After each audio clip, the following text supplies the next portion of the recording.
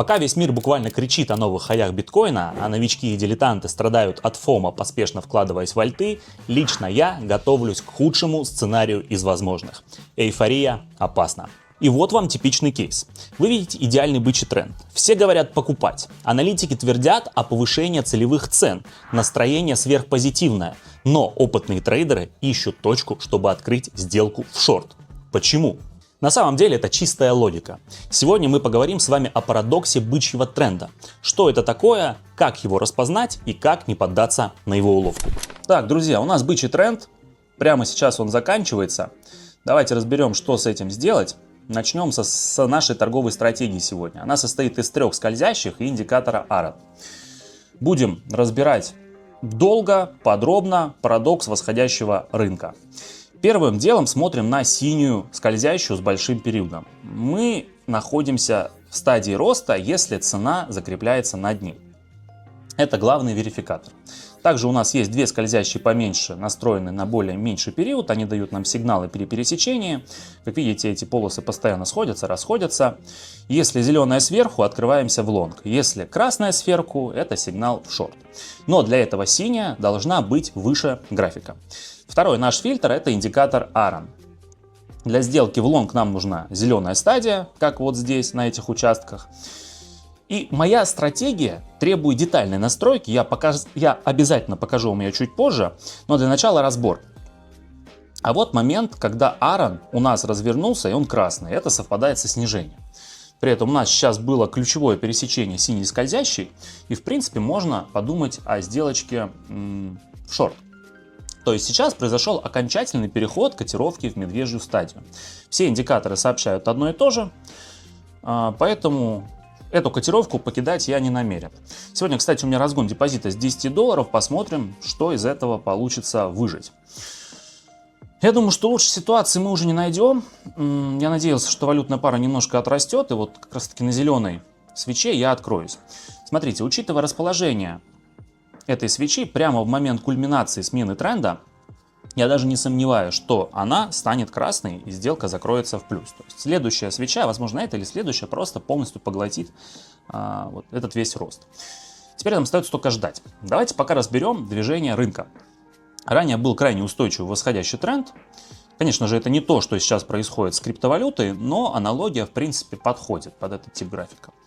В чем тут суть? А суть в том, что любая вечеринка рано или поздно заканчивается. Почему это происходит? Почему цена в один момент так долго растет, а потом резко отправляется в аут, как было сейчас на нашем графике? Ученые-мужи серьезным видом называют это парадоксом, хотя я не вижу в этом никакой загадочности или сложности решения. Просто умные деньги входят в начале, а глупые уже в конце. Окей, первая позиция закрыта успешно. Давайте ва-банк и погоним дальше. Будем плотно, одним словом, разбирать этот парадокс в сегодняшнем видосе, который на самом деле завязан на жадности и уже исчерпывающемся ресурсе. Это как приехать на золотые прииски в самом конце лихорадки, когда все уже все забрали свое, понимаете? Еще одна сделка в шорт. И хочу сказать вам, что парадокс бычьего тренда — это ситуация, когда подавляющее большинство участников рынка уверены в его росте, но именно эта всеобщая уверенность сама по себе становится главной причиной разворота тренда или ее коррекции. По сути, это классическое проявление старой биржевой мудрости, когда все быки надо быть медведем, или когда идут слухи «покупай, а продавай на новостях». А теперь вопрос, почему же в моменте, когда все настроены на рост, котировка может начать снижение, а то и вовсе показать рынку мощный дамп с катастрофическими последствиями для инвесторов? В чем тут логика? Тут работает принцип домино. Сначала выходят из позиции умные, затем осторожные. После них трусливые и в самом конце отчаянные хомяки, а все быки просто в минусе.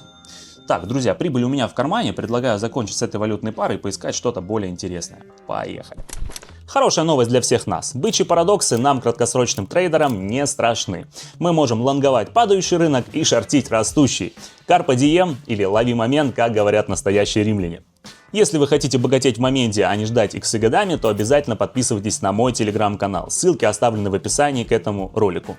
Там вы найдете все необходимое для успешной торговли. Разбор интересных торговых стратегий, онлайн-торговые сессии и мои личные лайфхаки по торговле. Жду вас в своем телеграм-канале, друзья. Ну что, евро к канадцу. Здесь у нас сделка в шорт. Все просто довольно. Синяя, скользящая сверху. Остальные индикаторы подтверждают мой анализ и медвежий сигнал. Супер. Ждем прибыли, ребят. Вообще в рамках общего движения у нас наблюдаются вот такие вот заходы вниз. Видите, да? Поэтому мы прямо сейчас готовимся к очередному рывку. Вернее, к погружению вот от этой зоны сопротивления. Микро и макро сигналы совпадают, поэтому ждем легкий результат по нашей сделке. Ну и давайте вообще разберем, что такое бычий рынок. Он состоит из 4 фаз. Это очень важно знать. Вначале всегда появляются слухи о возможном росте актива. Первые инвесторы начинают покупать, цена медленно растет. На второй фазе новости становятся позитивнее, все больше людей верят в этот успех, и цена начинает расти гораздо быстрее. В этот момент уместно использовать слово хайп, как сейчас модно говорить. То есть вкладываться в актив становится модно. У меня тем временем, кстати, плюсовая сделка. Ждем новую возможность для входа. Итак, на третьей фазе возникает эйфория или ажиотаж. Все СМИ, все блогеры, инфо-цыгане говорят об этом активе. Все вокруг советуют покупать. Цена взлетает просто до небес, люди хотят урвать часть пирога, включая таксистов, маршрутчиков и всех остальных. Снова в сделке, кстати, ребят, давайте посмотрим, как котировка поведет себя в следующую минуту. Итак, начинается 4-я фаза, кульминация. Она является притчей, реализацией и разочарованием. Актив находится в лучшей своей форме, цена на хаях, как биткоин прямо сейчас. Но оказывается, что вся эта успешность уже была заложена в текущую завышенную цену. Новых покупателей нет. А те, кто купил раньше, начинают фиксироваться. Они начинают выходить из своих позиций. Вся эта масштабная финансовая стихия начинает выдыхаться. Нового топлива для рывка уже нет. При этом есть разница в качестве новых участников. Вначале были энтузиасты, потом профессионалы, затем спекулянты и в самом конце те самые таксисты. Никого не хочу обидеть, если что. И тут большая часть, те, кто зашел на первых этапах, выходят в кэш. И вот это как раз таки приводит к эффекту домино. Я снова в плюсе, считаю уместным сменить график и продолжить на новых возможностях. Ну что ж, поторгуем евро к фунту. Заработаем на падении, воспользуемся этим моментом. Вот аргументы в пользу такого решения. Во-первых, Аарон, есть пересечение сигнальных скользящих, и график находится под сигнальной синей скользящей. Супер. Все, выделю для вас. Пока Аарон будет в красной стадии, мы торгуем на снижение. Вообще, возможно, здесь даже откроем полную серию сделочек.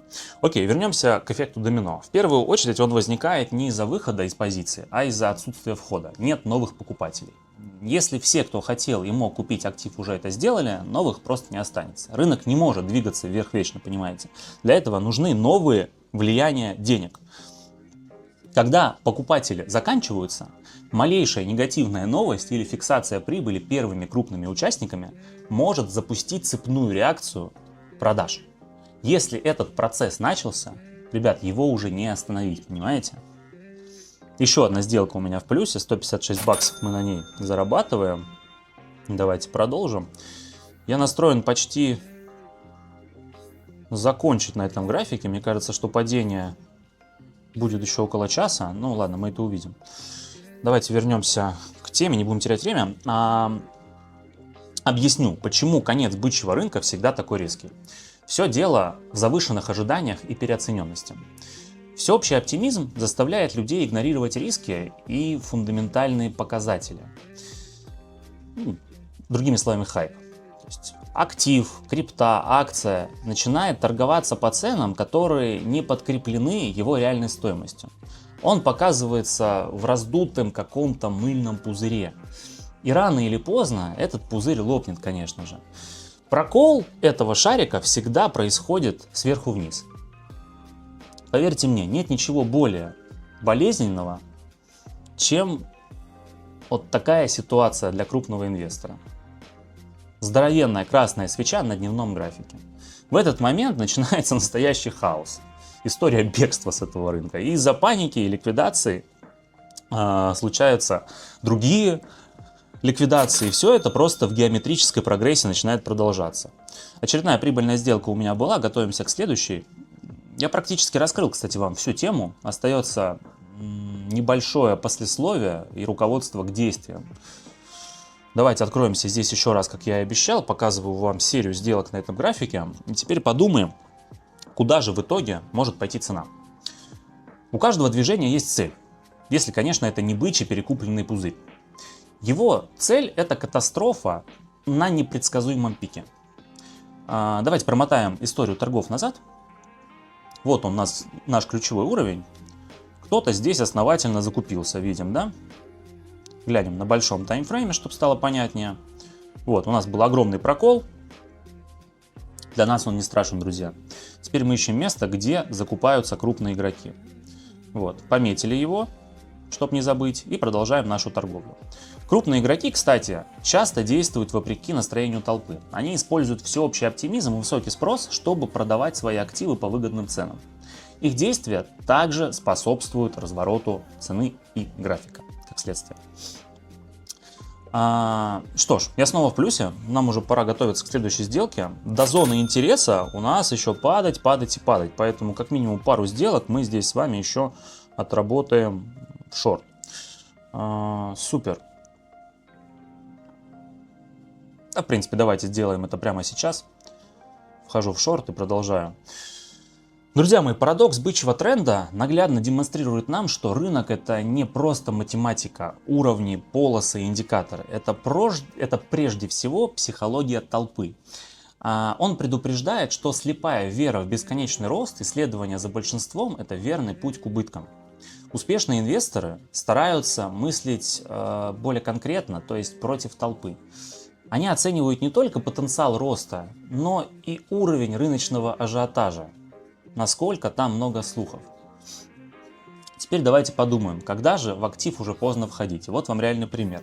Если ваша мама спрашивает у вас про биткоин, таксист в поезде хвастается, что вложился в альты, а каждое второе их сторис в ленте адресовано криптовалюте, то, ребят, поверьте мне, не нужно покупать это сейчас. Так было осенью в 2021 году. Просто посмотрите на архивные графики, и вы все поймете. Очередная сделка в плюсе. Наша нисходящая ралли продолжается, мы не будем его упускать. Часто говорю своим ученикам, не упускайте тренд. Но я имею в виду нашу краткосрочную ситуацию. Здесь падающий рынок и отличные показатели индикаторов. Именно поэтому я снова открываюсь в шорт. Нам есть еще куда падать, давайте это движение отработаем. Что ж, как понять, что рынок в ажиотаже? Мы уже разобрались. Также мы знаем, чем он нам грозит, даже при самых позитивных новостях и всеобщей эйфории участников. Остается логичный вопрос. Так когда же тогда входить в рынок? Что с этим делать? Когда все кажется безнадежным, я вам привел уже пример осени 2021 года, да, когда рухнул биткоин. Затем началась криптовалютная зима, которая длилась более года. На самом дне, ребята, на самом дне, если мне не изменяет память, биткоин стоил 15 тысяч. И именно тогда я его купил, и купили те, кто сейчас фиксирует 10-кратный рост битка. И, конечно же, не стоит забывать про фундаментальный анализ и слежение за крупными игроками, так называемыми китами. Входить нужно вовремя, а не когда актив сделал двукратный рост за неделю. Вы уже не успели в тот момент это сделать. Так, удачная сделка получилась. Ладно, давайте приготовимся, наверное, к финишу. Цель была дойти до 2000. Я вам покажу их на балансе. И на этом подведем итоги, друзья. Я уверен, что актив все еще настроен на снижение. В рамках минуты мы его увидим. Поэтому просто закончу свою торговлю здесь. Уже сбился со счета, какая сделка на этой валютной паре. Ладно, продолжаем. Вообще меня все эти парадоксы интересуют лишь косвенно. В первую очередь я трейдер, а потом уже инвестор. Впрочем, конечно же, у меня есть активы, и если я вижу, что они внезапно стали объемом эйфории, я предпочитаю выйти в кэш, зафиксироваться. Для меня так просто спокойнее. Вы теперь знаете, что в парадоксе бычьего тренда нет никакого абсолютно парадокса, и его просто нужно избегать, не нужно жадничать, когда это не вовремя. Если рынок отправился в космос без вас, не пытайтесь его догнать, вы уже не успеете, поверьте мне, пожалуйста, на слово. Лучше перестроиться, найти другой актив, подождать, вот, и закупиться на самом дне. Вы как трейдеры просто обязаны это знать. Прекрасно, друзья, 11 секунд, и мы почти уже с вами у цели. Получился, я думаю, очень насыщенный разговор и продуктивная работа, да? Более $2500 сейчас будет на моем балансе. Что ж, давайте покажу вам настройки обещанных индикаторов, чтобы вы сделали свою торговлю такой же успешной, как и моя сегодня. Aaron, настройки 25, здесь можете заскринить. Полосы яркие, наглядные, все очень сильно удобно. Ну и по скользящим, конечно же. Синяя, период 100. Обратите внимание на тип. И две других, ребята. Пятый период у красной.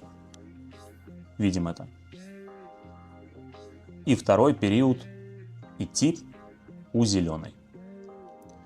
Сохраняйте обязательно, чтобы не потерять.